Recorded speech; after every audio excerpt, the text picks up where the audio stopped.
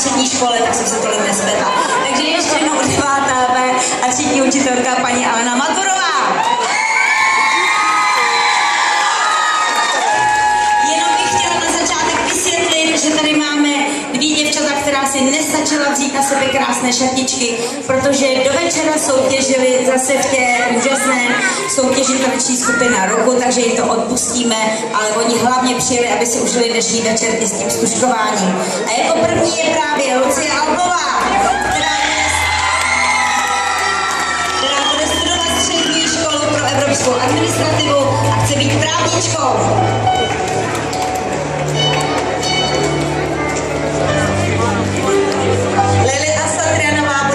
Střední soukromou školu Michal a chce pracovat jako režisérka.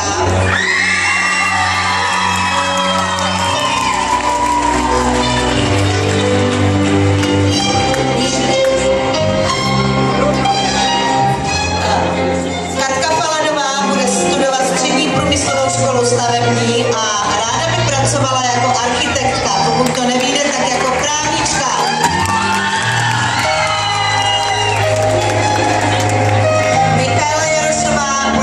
Střední odbornou školu gastronomickou a hotelovou v Bráníku a ráda by pracovala jako kuchařka.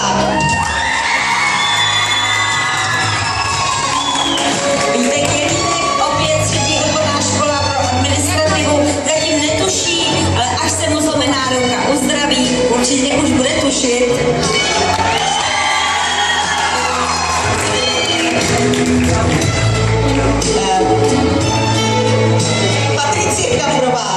Bude studovat hotelovou školu ve Vršovicích a ráda by pracovala v cestovní kanceláři.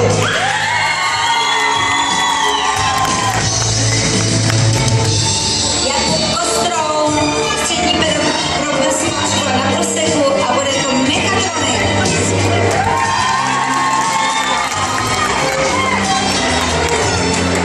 Ondra Krupička, střední odborná škola pro administrativu EU. V Počernicích a chce být vlastníkem nadnárodní společnosti. Jakub Křížek bude studovat gymnázium u Libeňského zámečku a chce být programátorem.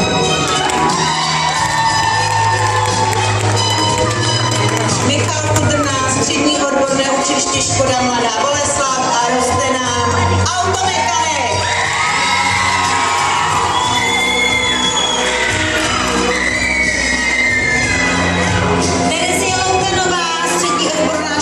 Administrativu EU, ale chce být spisovatelkou.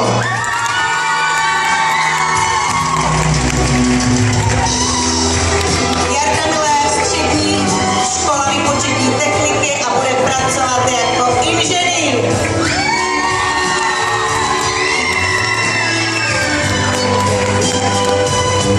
Lukáš Novotný, opět střední odborná škola pro administrativu EU, ale on bude ředitelem a podnikatelem. Střední průmyslová škola dopravní a bude pracovat jako autotronik.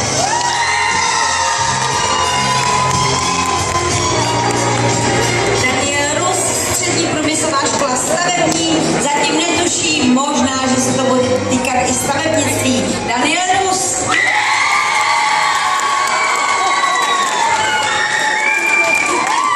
Kamila Sojovská bude studovat v obchodní akademii v Dušní a na otázku, čím bude, mi odpověděla, že chce být hlavně šťastná.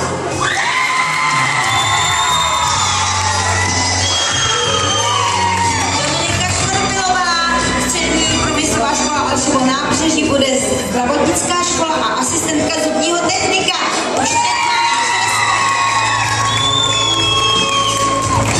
Veronika Veradiová bude studovat střední zdravotnickou školu v Ruské a bude pracovat jako policajtka.